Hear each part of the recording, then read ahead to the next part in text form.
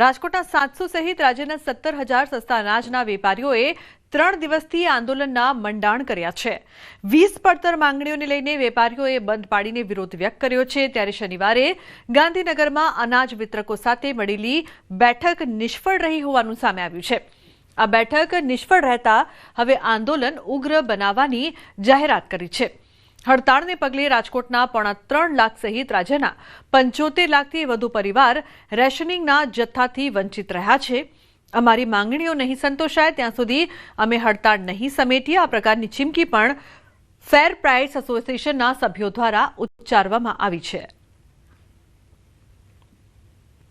છેલ્લા 20 મુદ્દાની બાબત છે। છેલ્લા 3 દિવસથી અમારી હડતાલ ચાલી રહી છે। એમાં પહેલી તારીખે વિભાગ દ્વારા, પુરવઠાના વિભાગ દ્વારા અમારે મિટિંગ બોલાવવામાં આવતી મુખ્ય લોકોની, તો એમાં 1 થી 4 વાગ્યા સુધી મિટિંગ ચાલી, પણ એમાં કોઈ નિરાકરણ ન હોય। ત્યાર પછી કાલે 7 વાગે તાત્કાલિક મિટિંગ બોલાવવામાં, ત્યારે પણ અમારી વાત કોઈ સાંભળવામાં નથી આવી અને મિટિંગ ફ્લોપ ગઈ છે। એટલે ટૂંકમાં મિટિંગનો કોઈ મિનિંગલેસ વગરની મિટિંગ થઈ છે।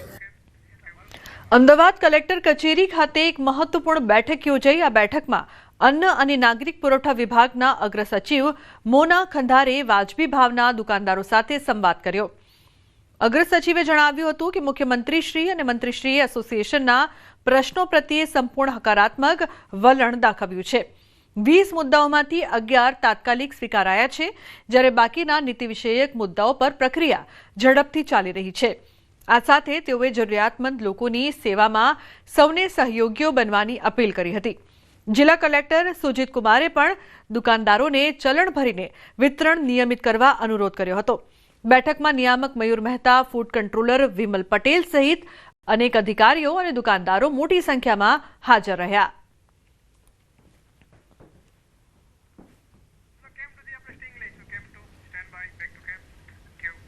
સમાચારમાં આગળ વાત કરીશું બેવડી ઋતુનો ભરડો।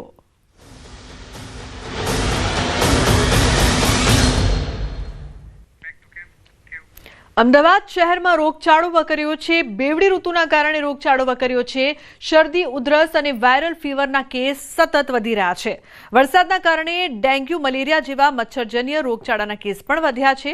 દિવાળી દરમિયાન 16 સિવિલમાં ઓપીડીમાં 13,000થી વધુ દર્દીઓ નોંધાયા હતા। શરદી, ઉધરસ, વાયરલ ફીવરના કેસ સતત વધી રહ્યા છે। રોગચાળો વકર્યો છે, આ પણ ખાસ સંભાળજો। અમદાવાદ શહેરમાં રોગચાળો વકરતા કેસીસ વધી રહ્યા છે। ઉલ્લેખનીય છે કે બેવડી ઋતુના કારણે રોગચાળો વકર્યો છે।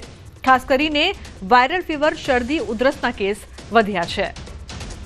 રોગચાળાના આંકડાની વાત કરીએ તો ગયા અઠવાડિયામાં અમારી હોસ્પિટલમાં લગભગ 7,504 દર્દી ઓપીડીમાં નોંધાયા હતા અને દાખલ દર્દી 770 દર્દીઓ ગયા અઠવાડિયામાં હોસ્પિટલમાં નોંધાયા હતા। તથા જુદા રોગની વાત કરું તો ડેન્ગ્યુમાં લગભગ ગયા અઠવાડિયામાં 93 દર્દીના લોહીના નમૂના લેવામાં આવ્યા, તેમજ 13 દર્દીના રિપોર્ટ પોઝિટિવ હતા। સલાહ છે કે પોતાના સ્વાસ્થ્યનું ધ્યાન રાખે, ગરમ પાણી પીવું જોઈએ, મચ્છરજન્ય આજુબાજુનું હોય તો પોતાની રીતે સ્વચ્છતા રાખવી જોઈએ અને મચ્છર ના ઉત્પન્ન થાય તે માટેના ઉપકરણોનો ઉપયોગ કરી અને તેમને પણ કંટ્રોલ રાખવા જોઈએ। તો સુરતમાં માવઠાના કારણે રોગચાળો વકર્યો છે। ડેન્ગ્યુ, મલેરિયા, શરદી અને ખાંસી જેવા રોગોના કેસોમાં સતત વધારો થઈ રહ્યો છે। નવી સિવિલ હોસ્પિટલ ખાતે દરરોજ 150થી વધુ નવા દર્દીઓ આવી રહ્યા છે, જેના કારણે હોસ્પિટલમાં લાંબી કતારો જોવા મળી રહી છે। માવઠાના કારણે પાણીજન્ય અને હવામાં ફેલાતા રોગોના કેસોમાં પણ વધારો નોંધાયો છે। રાજ્ય આરોગ્ય મંત્રીની સૂચનાના પગલે નવી સિવિલ હોસ્પિટલમાં તમામ સુવિધાઓ અને તબીબી વ્યવસ્થાઓ સજ્જ કરવામાં આવી છે।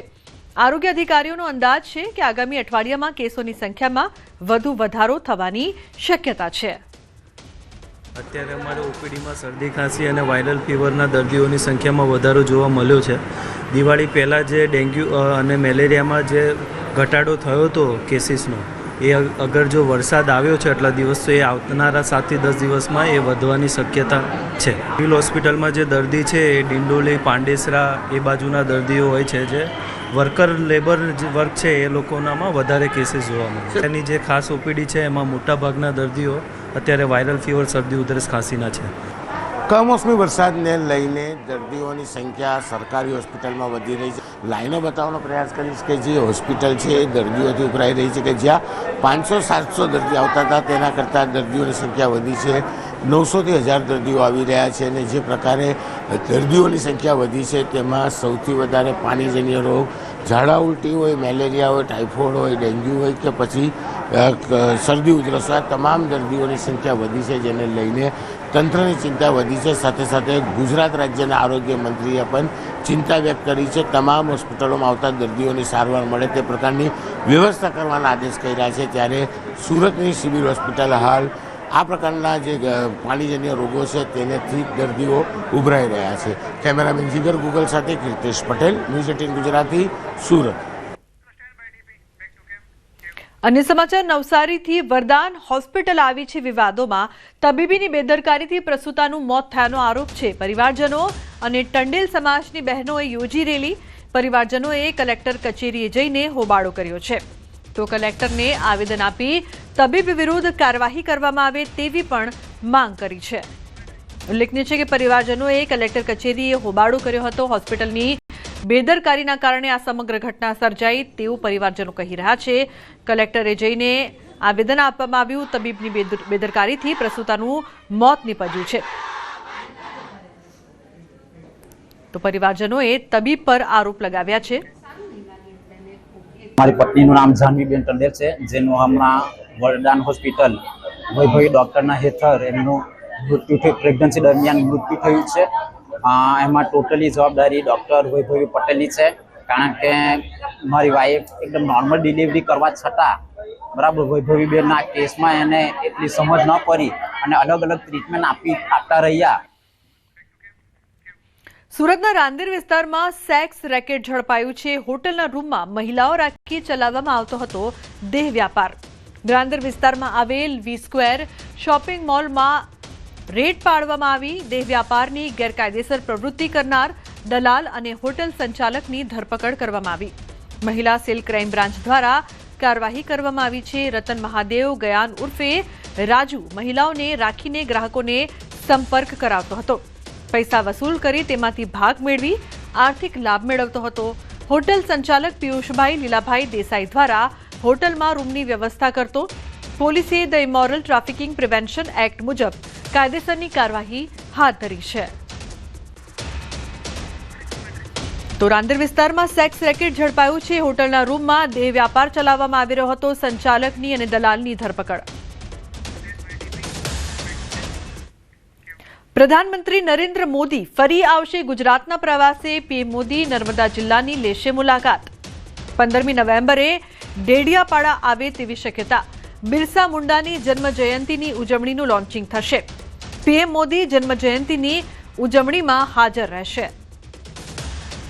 તો એકવાર ફરી પીએમ આવી રહ્યા છે ગુજરાતની મુલાકાતે. જન્મ જયંતિની ઉજવણીમાં તેઓ હાજર રહેશે.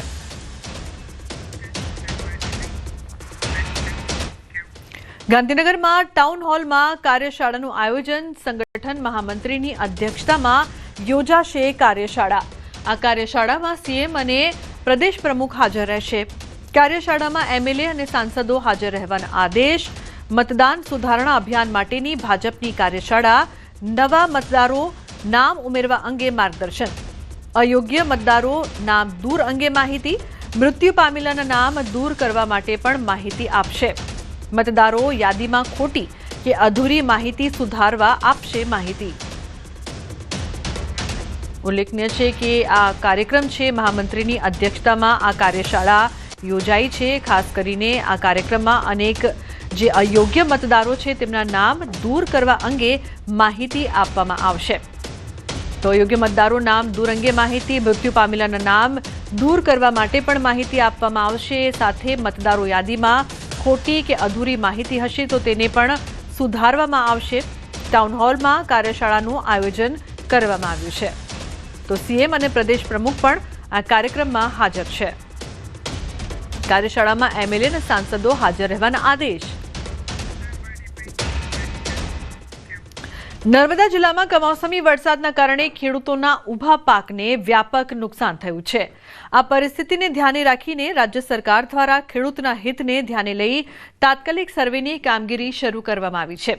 આ સંદર્ભે નર્મદા જિલ્લા પ્રમુખ નીલ રાવ અને નાંદોદ ધારાસભ્ય ડોક્ટર દર્શનાબેન દેશમુખની અધ્યક્ષતામાં કમલમ નર્મદા ખાતે પ્રેસ કોન્ફરન્સનું આયોજન કરવામાં આવ્યું હતું, જેમાં ખેડૂતોને થનારી સહાય યોજના તથા ત્વરિત પગલાં અંગે વિગતવાર માહિતી આપવામાં આવી હતી.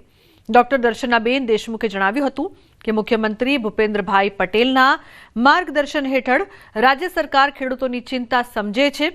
કમોસમી વરસાદથી થયેલા નુકસાનની તાત્કાલિક સર્વે પ્રક્રિયા શરૂ થઈ ગઈ છે અને કોઈ ખેડૂત વંચિત ન રહે તે દિશામાં કામગીરી ચાલી રહી છે. ધરતીપુત્રો પર આવેલી આપત્તિમાં રાજ્ય સરકાર તેમની સાથે. પણ આ વરસાદની પરિસ્થિતિમાં કે જ્યારે પણ વાવાઝોડું આવ્યું છે ત્યારે ગુજરાત સરકારે હંમેશા ખેડૂતોના પક્ષમાં રહીને જ નિર્ણય કર્યો છે અને ખેડૂતોને વળતર આપવામાં આવ્યું છે એના આપણી પાસે દાખલા છે ને અહીંયા આપણી પાસે એની સાબિતી પણ છે. એટલે એવી કોઈ પરિસ્થિતિનું નિર્માણ નહીં થાય. દરેક ખેડૂતને એમના પાકનું જે પણ નુકસાન થયું છે એ નુકસાનની પૂરેપૂરી ભરપાઈ સરકારશ્રી તરફથી કરવામાં આવશે.